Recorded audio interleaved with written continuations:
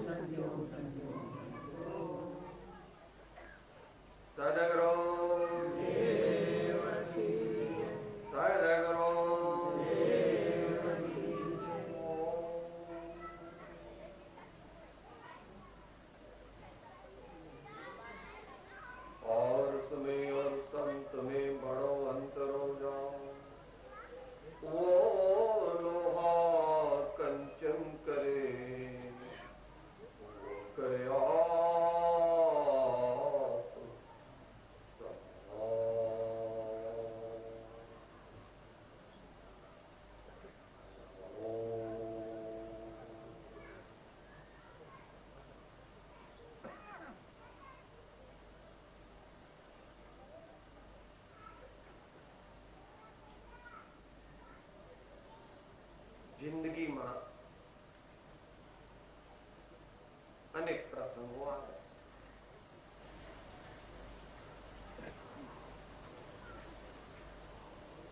જેની જેટલી ગઈ એમાં અનેક પ્રસંગો આવ્યા, સુખના દુઃખના.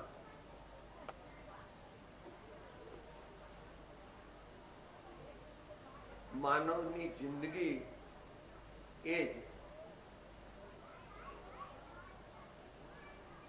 તત્વજ્ઞાનની દ્રષ્ટિએ પરમાર્થથી જોતા સુખ દુઃખનો સરવાળો, સંયોગ, બહારના સંયોગ.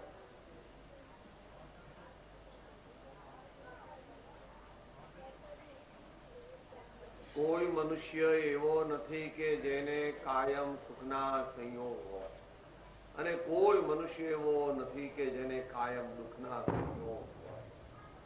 આપણને ન દેખાય કે સાહેબ અમારા નગર શેઠ છે ને એ જન્મ્યા ત્યારથી કરોડપતિ હતા, અત્યારે કરોડપતિ છે ને એમને દીકરા, બંગલા, મોટર, સોનું, ચાંદી, હીરા, માણેક બધું. બોલો એમને ક્યાં આવ્યું દુઃખ? શું કે છે? ઓબ્જેક્શન. ભાઈ,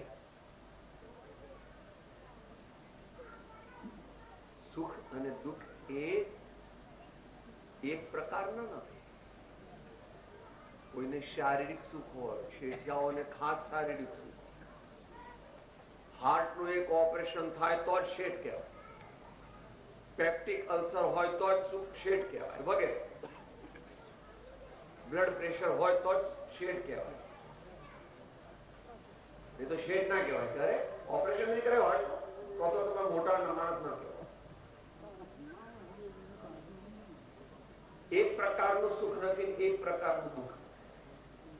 શારીરિક હોય, માનસિક હોય, આધ્યાત્મિક હોય, નૈતિક હોય, આર્થિક હોય, કૌટુંબિક હોય, કોઈ પણ પ્રકારનું.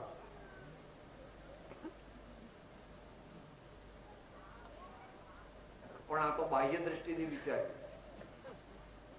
કે સુખ અને દુઃખ એને સાચા માનવા નહીં, કારણ કે સુખ અને દુઃખ જ્ઞાની પુરુષોએ જોયું, કહ્યું અને સંતોએ કહ્યું તે પ્રમાણે કાયમ ટકતા.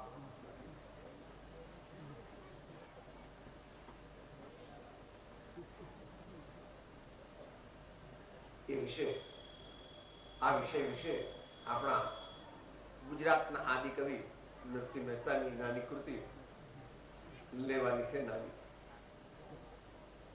પહેલી ને છેલ્લી બે કડીમાં જ સમજવાનું છે, બાકી તો બધા દ્રષ્ટાંતો તેમણે આપેલા જે બધાને મોઢે. આપણને ઘણું બધું મોઢે છે અને ઘણું બધું અહીંયા પણ છે, પણ અહીંયા અંદર અને ધર્મ અહીંયા થાય. ધર્મ એટલે શાંતિનો અનુભવ, આનંદનો અનુભવ, શુદ્ધ ચૈતન્ય પરમાત્મા દેવના દર્શન ત્યાં થાય. એનું હેડક્વાર્ટર સાંજે પોથી પડપડ જમવા પંડિત ભયાન કોઈ, ढाई अक्षर प्रेम के पढ़े तो पंडित. सबसे ऊंची प्रेम सगाई, सबसे ऊंची प्रेम सगाई. આપણે બહારથી બધું માનીએ, પણ કોઈ પણ મોટા પુરુષો જે થયા અને વર્તમાનમાં પણ જે થોડા થયા હોય છેલ્લા 100 વર્ષમાં, એ બધાએ બહારની વસ્તુને મહત્તા આપી નથી. શબરી કોઈ રાજાની રાણી નહોતી, કોઈ સિસોદિયા રજપૂત નહોતી, કોઈ મોટા મહેલમાં રહેતી નહોતી, કોઈ શીરો પૂરી ને ગુલાબ જાંબુ બધું રામ માટે બનાવ્યું નહોતું.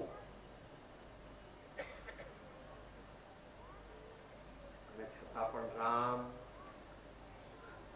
એને ઘેર ગયા, કૃષ્ણ વિદુર ને ઘેર ગયા, મહાવીર ચંદન બાળા ને ઘેર ગયા.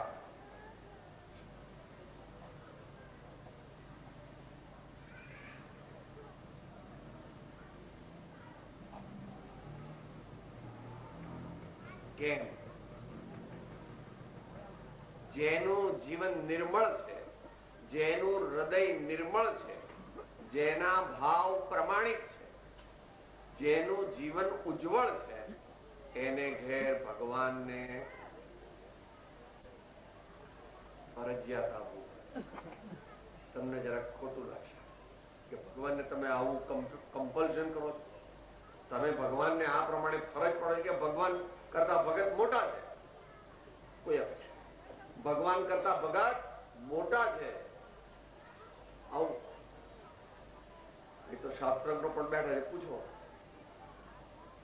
અનન્યાન ચિંતયંતો મામ યે જના પરિપાસ્તે તેષામ નિત્યાભિયુક્તાનામ યોગક્ષેમમ. એકાંતે બેસીને આરાધ માંડે તો અલક પધારે એને દ્વાર રે. મેરુ તો ડગે પણ જેના મન ના ડગે, ભલે ભાંગી તે જાય.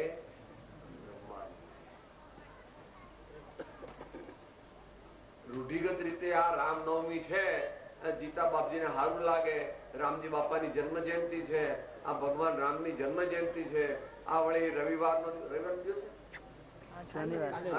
દિવસ છે, એટલે જઈ આવીએ જરા લક્ષ્મી, હાજરી પુરાઈ આવીએ. આમ તો જવાની ઈચ્છા નથી પણ પુરાઈ આવીએ. એવા ભાવથી આયા હોય તો જીવનમાં કઈ કલ્યાણ થાય. 100 કામ મૂકીને આ કામ કરવું છે એમ નક્કી કરવું જોઈએ.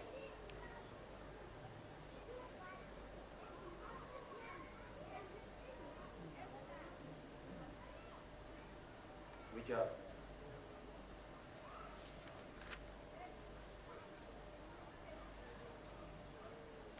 અગત્યનો સમય મળે તો ભગવાનની ભક્તિ કરો, સમય મળે તો દાન કરો, સમય મળે તો સત્કાર્ય કરો, સમય મળે તો સદગુરુ સંતો પરમાત્માની ભક્તિ કરો.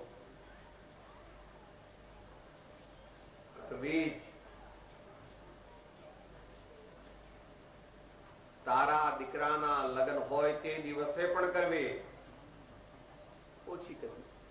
તારું મન બહુ લાગે નહીં અંદર, એ સમજી શકીએ તો પણ. અને દીકરો ગુજરી જાય અથવા ધર્મપત્ની ગુજરી જાય એ દિવસે પણ ભક્તિ. એટલે મન તો આખો રડવું જ આવે, મન તો આમ ભગવાન ભગવાન કે ન ચાલે.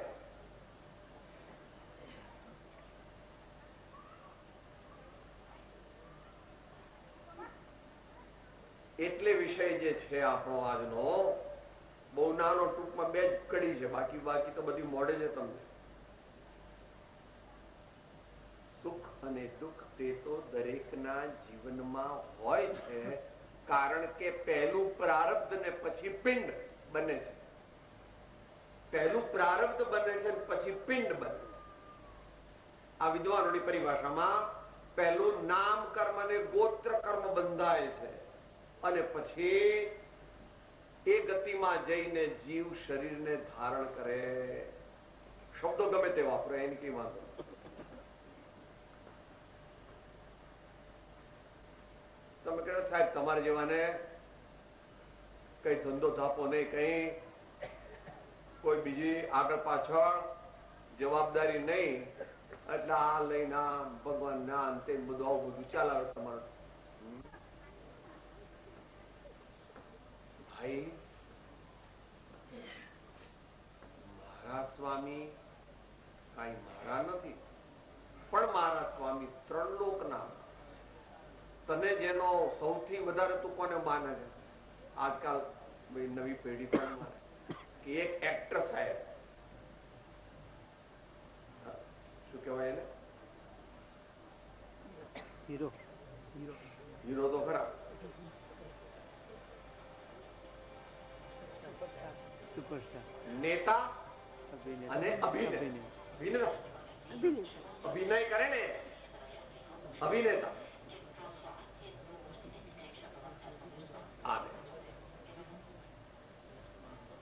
સૌથી મોટા કોણ? નેતા, અભિનેતા અને આજકાલ ડોલર. કારણ કે રૂપિયામાં કમાય તો શું કમાય? 25,000 લાખ, 2-5 લાખ, 10 લાખ એની વેલ્યુ આજકાલ ડોલર. ભગવાન કહે છે એ વાત બરાબર નથી.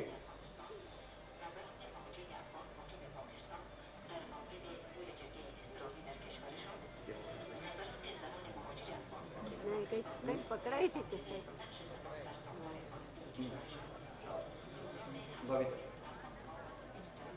શું કે છે? રામને પણ દુઃખ આવ્યું. તું રામથી મોટો છો, પણ દુઃખના સંયોગ આવ્યા, એ પોતે દુઃખી થયા નથી. જ્યારે રામ સવારના પોરમાં 11 વાગ્યા સુધી તો તૈયારી હતી કે અયોધ્યાના સમ્રાટ બનવા. સવારે વહેલા એક જ કપડું પહેરીને વન પ્રત્યે જવા નીકળે છે. આખા મહેલમાં બધી માતાઓ તો રડે છે, ભાઈઓ રડે છે. દશરથ તો બેભાન થઈ ગયા અને ગુજરી ગયા. અયોધ્યા વાસીઓ એમને જવા દેતા નથી, પણ એક રામ રડતા. દુઃખ તો રામને, પણ રામ રડતા નથી. કેમ? સુખ દુઃખ મન માન આણીએ, ઘટ સાથે રે ઘડિયા, ટાળતે કોઈ નાના વટળે, રઘુનાથ ના જડિયા. સુખ દુઃખ મન માન આણીએ, સુખ દુઃખ મન માન આણીએ. એકલા રામની વાત નથી. 56 કોટી યાદવના નાયક કૃષ્ણ ભગવાન જ્યારે દેહ છોડ્યો ત્યારે એક વાર્તા તો લાંબી છે.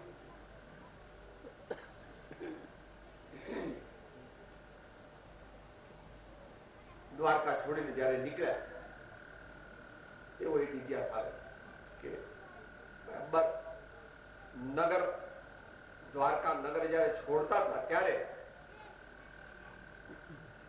ભવિતવ્ય એવું હતું, ઉપરથી કોટ ફળ્યો અને પાછળ એમના બીજા સિક્કા બધા બેઠા હતા, બધા ગુજરી ગયા. માત્ર બળદેવ અને કૃષ્ણ બે જીવતા રહ્યા.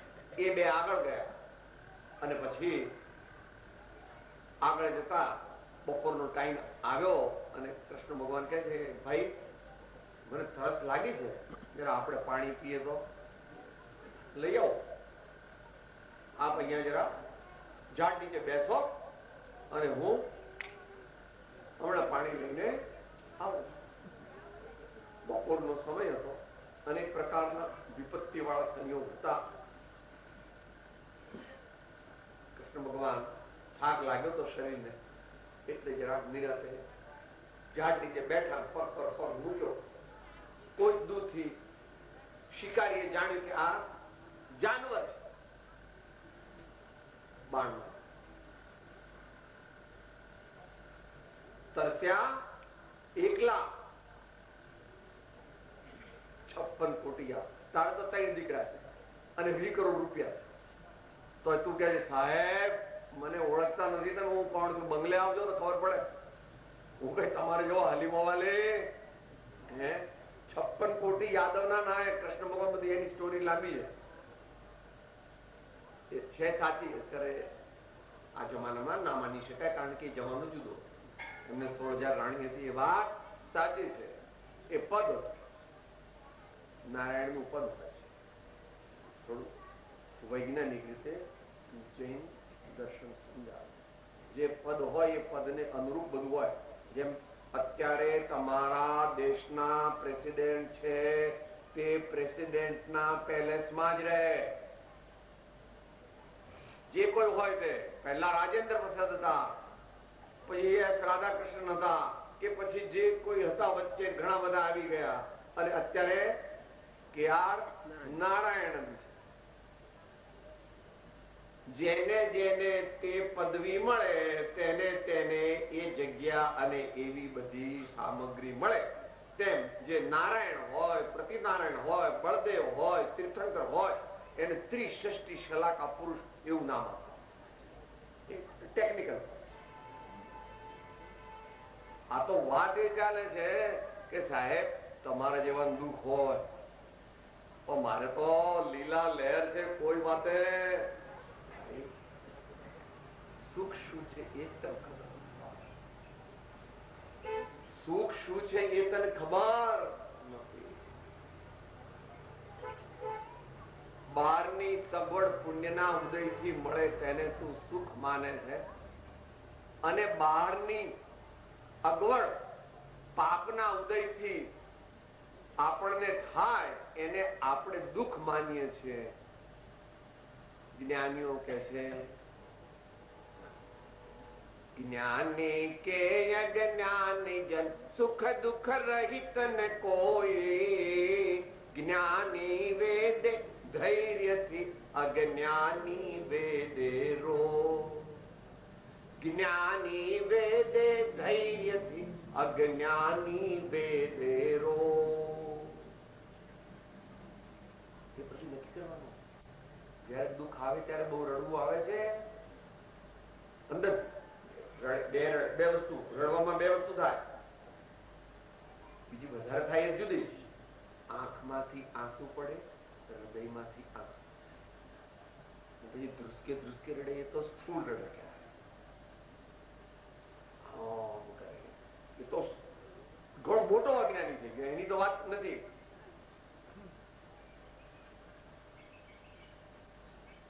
જ્ઞાનીઓને ક્વચિત આંખમાંથી આંસુ પડી જાય, પણ અંદરમાં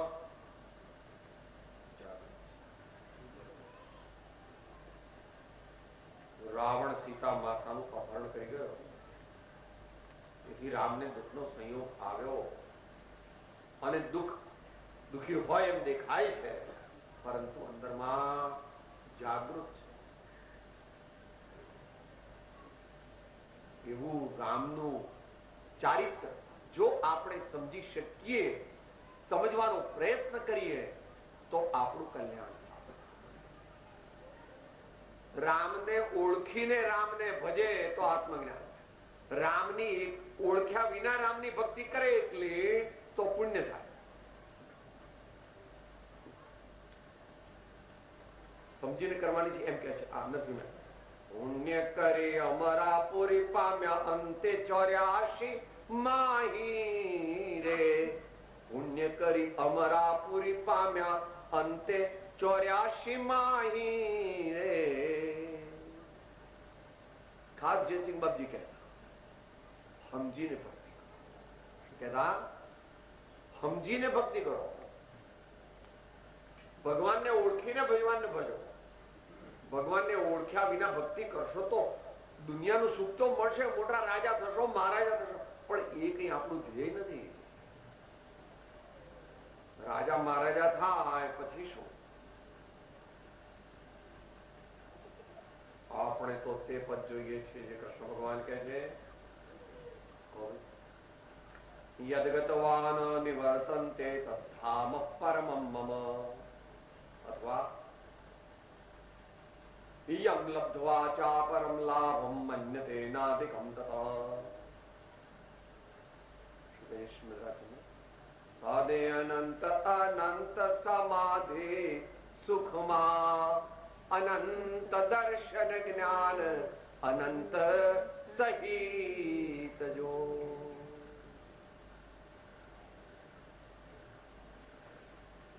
આ તમારા ગામમાં આવે છે હો ભાઈ, ગામ તો કોઈનું નથી, એ લક્ષ્મીપુરામાં આવે છે. તમે કહો સાહેબ કઈક છે કે નહીં ઠેકાણે, હું વાતો કરો છો? હવે તમે ખવડાવ્યું તે ખાધું, તમે પીવડાવ્યું તે બીજું કઈ.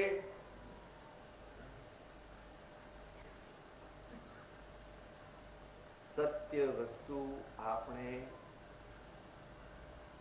કોક જ વાર સાંભળવાની મળે છે અને સાંભળીએ ત્યારે આપણું મન એનો અસ્વીકાર કરે છે, એનો બાયકોટ કરે છે, એ સત્યનો સ્વીકાર કરતું નથી. આવું અનાદિકાળથી ચાલ્યું આવે છે. આવા જે 65 વર્ષની ઉપરના હશે, એ નાના હતા ત્યારે પદ આવતું હતું પિક્ચરમાં, ડાયા દીવાના લાગે દુનિયા ને ઊંધા ચશ્મા, ડાયા દીવાના લાગે દુનિયા ને ઊંધા ચશ્મા. હમણાં રામનું દ્રષ્ટાંત સાંભળ્યું ને તો મનમાં શું વિચારે? સાહેબ એ રામ જેવો મૂર્ખો હું નથી, હું તો રામ હોઉં ને ફાટ દઈને દશરથને જેલમાં પૂરી દઉં અને ભરતને બધાને જેલમાં પૂરી દઉં. હા, મોટો ભાઈ ગાદી બેસે કે નાનો ભાઈ? હું કઈ રામ જેવો મૂર્ખો નથી. આ જીવ પોતાને રામથી વધારે હોશિયાર, વધારે મોટો માને.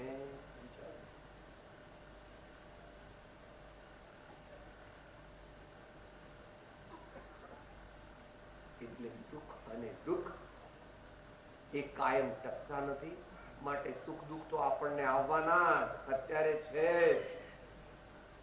દરેકને કંઈક નું કંઈક સુખ કે દુઃખ એનો પ્રસંગ છે, પણ એને અંતરમાં સ્થાન આપવું, એને સ્થિત પ્રજ્ઞ કહે છે. આ વિદ્વાન લોકો બેઠા સ્થિત પ્રજ્ઞ.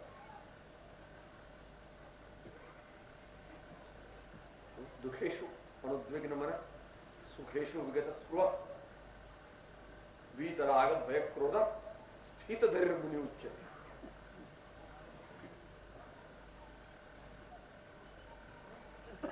આપણા આદિ કવિ નરસિંહ મહેતા, આપણે એટલે ગુજરાતમાં બેઠા છીએ એટલે આપણે કહીએ છો, આપણા નથી.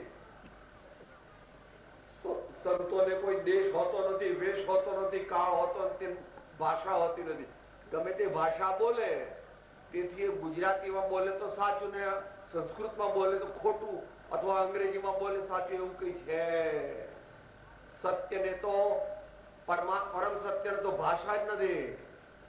પરમ સત્ય સુધી ભાષા પહોંચી શકતી જ નથી. પરમ સત્ય તો યત વાચો નિવર્તન્તે અપ્રાપ્ય મનસા સહ.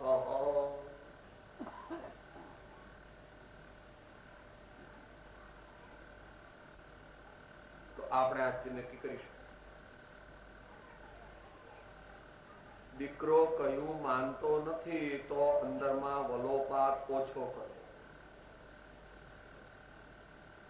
ખેતી કે વેપારમાં બરકત આવી નથી અને તેથી જરા તકલીફ છે, તો પણ બહુ અંદરમાં વધારે પડતી ચિંતા કરવી નહીં.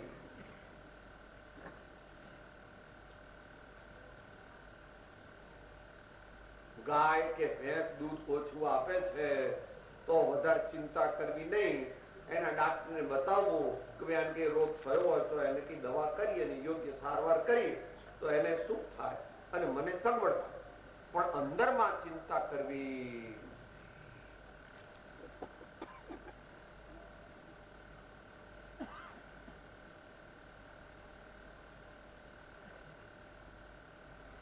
અને નહીં તો એ બીજી રીતે ટાળ્યા તે કોઈના નવટળે રઘુનાથ.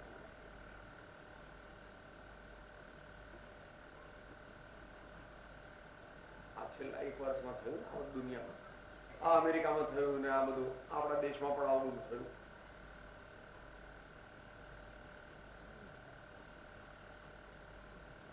શ્રીમદ રાજચંદ્ર વચનામૃત પત્રાંક 301 માં 4 મુદ્દા છે. આ પ્રમાણે જગત આત્મરૂપ માનવામાં આવે, જે થાય તે યોગ્ય જ માનવામાં આવે, પરના દોષ જોવામાં ન આવે અને પોતાના ગુણોનું ઉત્કૃષ્ટપણું પણ સહન કરવામાં આવે તો જ આ સંસારમાં રહેવું યોગ્ય છે, બીજી રીતે નહીં. બધા મોટા મોટા શાસ્ત્રો લખાય ને, જ્ઞાની પુરુષો ગાગરમાં સાગર ભરી દે. આપણી જિંદગી એટલી બધી છે નહીં કે બધા વેદ ને ઉપનિષદ ને આ સમયસાર ને આ બધા મોટા મોટા શાસ્ત્રો વાંચીએ તો એક જિંદગીમાં પુરાય ના. એટલે સંતો આપણને સાર કહે છે, જગત આત્મરૂપ માનવાનું. આત્મા આત્મા આત્મા ચૈતન્ય આત્મા આત્મા આત્મા.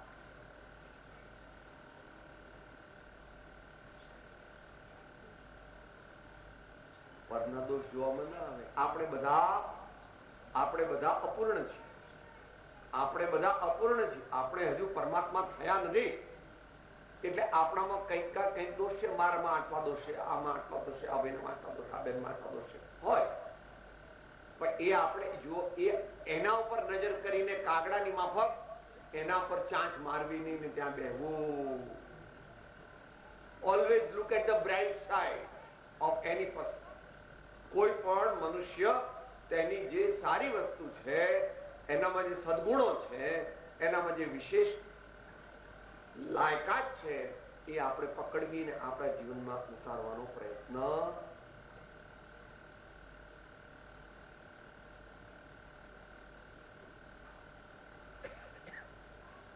અહીં જે મુદ્દો છે, જે થાય તે યોગ્ય જ માનવામાં આવે.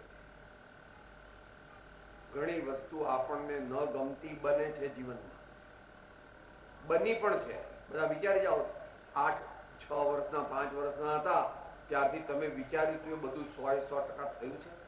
અને કદાચ થયું હોય તો અત્યારે થઈ રહ્યું છે, અને કદાચ અત્યારે થઈ રહ્યું હોય તો હજુ જે 10, 20, 30 વર્ષ બાકી છે એમાં થવાનું નથી. યાદ રાખો. અને કદાચ થાય તો પણ એમાં સુખ માનવું તે બુદ્ધિમત્તા નથી, અવિવેક છે. બહારની સંપત્તિથી સાચું સુખ મળી શકે નહીં. સાચા સંત તે છે જે 5 કમા રોકાય. વ્યાખ્યા તો ઘણી બધી મોટી છે. કીર્તિ, કાંચન, કામિની, કાયા, કુટુંબ, આ 5ની અંદર જે રોકાઈ જાય, મૂંઝાઈ જાય, આસક્ત થઈ જાય, એને પોતાના માનીને એમાં અટકી જાય તો એ સંત બની શકે નહીં. કારણ કે તે પરમાત્મા તત્વ તરફ ઢળી શકે. હોય ખરું, એ બધું હોય ખરું, ન પણ હોય, પણ એનું ચિત્ત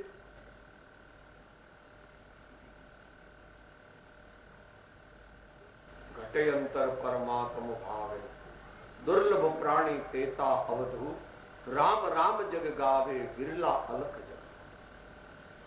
અવધુ રામ રામ જગ ગાવે, વિરલા અલખ જગ. એટલે આપણે આથી નક્કી કરીએ છીએ કે વરસાદ સારો પડ્યો, વરસાદ ઓછો પડ્યો, વેપાર ધંધામાં કઈ વધતું ઓછું થયું, દીકરાને કઈ વધતા ઓછા માર્ક આવ્યા, શરીરમાં કઈ રોગ થયો, લોકો આપણી અપકીર્તિ કરે છે, લોકો આપણો એન્ટી પ્રોપેગેન્ડા કરે છે, લોકો કઈ એવી જાતનું વર્તન કરે છે, નાતવાળા કાઢી મૂકે છે, જે કરે છે તો પણ અંતરથી અપસેટ થવું. પણ પોતાની જાતમાં દોષ હોય તે કાઢવા અને સદગુણોને ગ્રહણ. આપણી ડ્યુટી શું, આપણી ફરજ શું? દોષોનો ભાગાકાર અને ગુણોનો ગુણાકાર. આપણી જિંદગીમાં કરવાનું શું? દોષોનો ભાગાકાર અને ગુણોનો ગુણાકાર કરવાનો. એમ આપણને આ પહેલી કડીમાં કહ્યું. હવે તો બધા દ્રષ્ટાંત આપે. એ દ્રષ્ટાંત વાંચી જાઉં છું, કારણ કે બધાને ખબર છે. નળ રાજા સરખો નર નહીં, જેની દમયંતી રાણી, અર્ધે વસ્ત્રે વનમાં ભમ્યા, ન મળ્યા અન્ન ને પાણી, સુખ દુઃખ મન માન આણી. પાંચ પાંડવ સરખા બંધવા, જેને દ્રૌપદી ઘાણી, 12 વર્ષ વન ભોગવ્યા, નયણે નિદ્રાન આણી, સુખ દુઃખ મન માન આણીએ. સીતા સરખી સતી નહીં, જેના રામજી સ્વામી, રાવણ તેને હરી ગયો, સતી મહાદુખ પામી. એટલે સતીને મહાદુખના સંયોગ આવ્યા. આ જોયું છે રામાયણ તો બધા બહુ જોયું હશે. આ તો ન જોયું જોવું.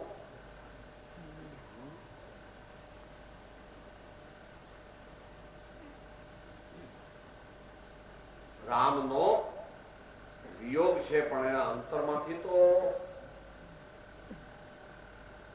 રામની સ્મૃતિ જ છે, રામનું સ્મરણ. અને જેના મનમાં રામનું સ્મરણ હોય એને દુનિયા કઈ કરી શકતી. રાવણ જેવો પણ સતી સીતાને કઈ કરી શક્યો નહીં. એની સત્તા, એનું બળ, એની માયા બધું ઘણું હતું, તો પણ સતીના સતીત્વ પાસે કઈ એનું ચાલ્યું કે રામ એના હૃદયમાં, આપણા હૃદયની અંદર રામ હોય તો આપણને પણ કોઈ કઈ કરી શકે.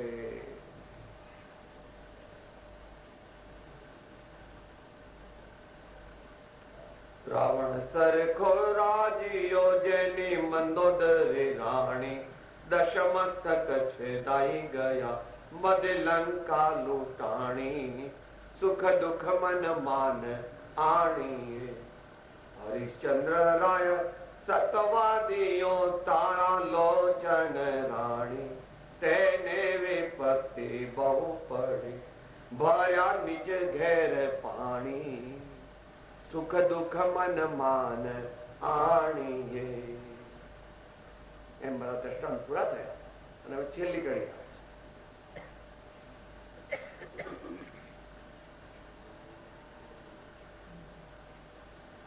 સર્વદેવને જ્યારે ભીડ પડે, સમર્યા અંતર જામી, ભાવટ ભાગી ભૂદરે, મહેતા નરસૈના સ્વામી, સુખ દુઃખ મન માન આણીએ.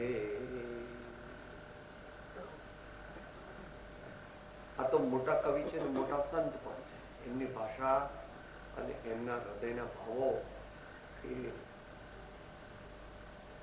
નિશાળમાં કે કોલેજમાં ભણીએ કે પ્રોફેસર થી પીએચડી કરીએ તેથી સંતોની વાણીનો મર્મ ન સમજાય. શાસ્ત્રોમાં માર્ગ કયો છે, પણ મર્મ તો સંત પુરુષના હૃદયમાં. યાદ રાખો,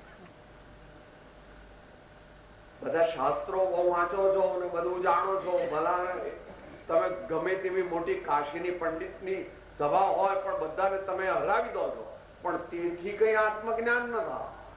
આત્મજ્ઞાન એ તો પોતાની સત્પાત્રતા અને હૃદયની નિર્મળતા અને સંતોની કૃપા અને ગુરુગમ અને વૈરાગ્ય અને અભ્યાસ એ દ્વારા આ દુનિયાનું સર્વોત્તમ પદ પ્રાપ્ત.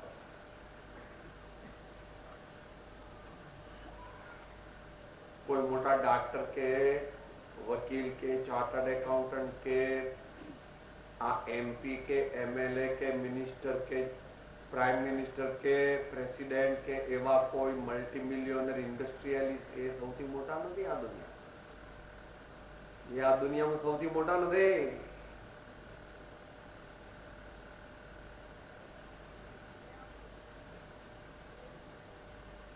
જેને શુદ્ધ આત્મજ્ઞાન મળ્યું જેને અંતરની શાંતિનો અનુભવ થયો, જેને પરમાત્માનું અંતરદર્શન થયું,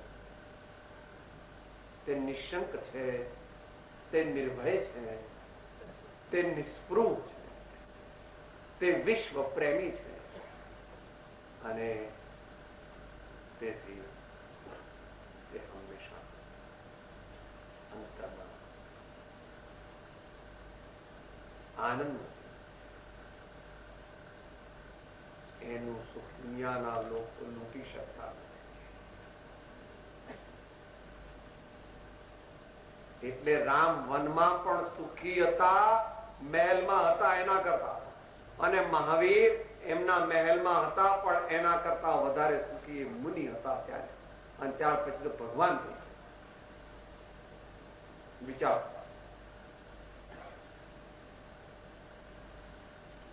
રાજચંદ્રજીનો ફોટો છે.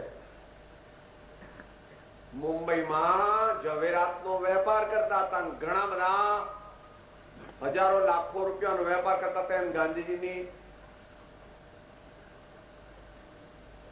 ઓટોબાયોગ્રાફીમાં આવે છે, જીવન ચરિત્ર.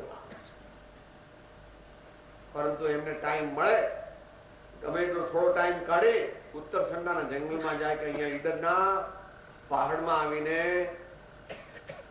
સત્સંગ, સદવાંચન, ધ્યાન, ચિંતન, પ્રભુ ભક્તિ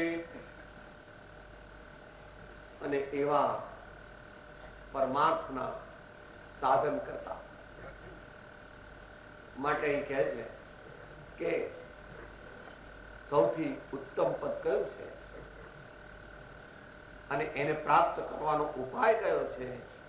ગમે તેવા જયારે દુઃખો આવે ત્યારે સમર્યા અંતરયામી અને ભાવટ ભાંગી ભૂધરે.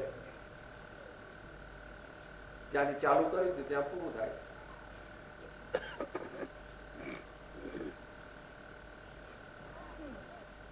અનન્યાંશ ચિંતયંતો મામ, જ્યાંથી ચાલુ કર્યું.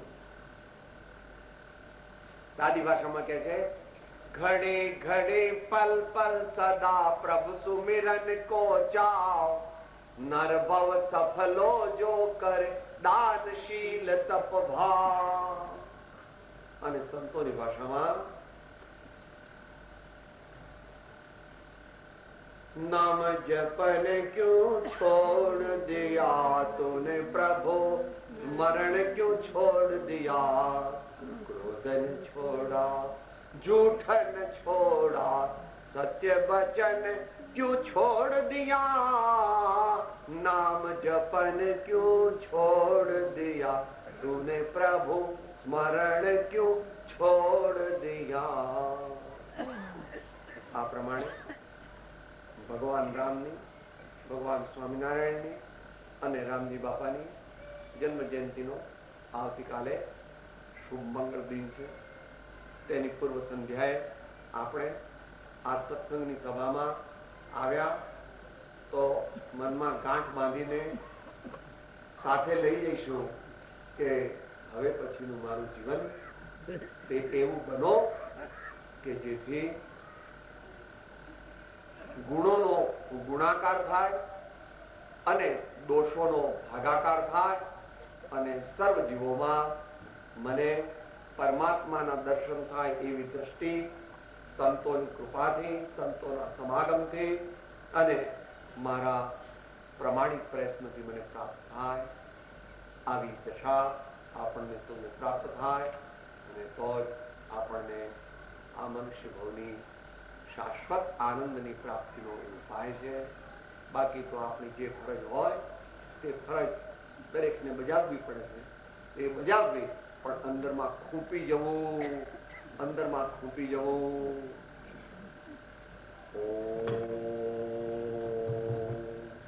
સદગુરુ સદગુરુ નાની અંત મંગળ બોલી લઈએ. હું આત્મા છું, આપનો સેવક છું,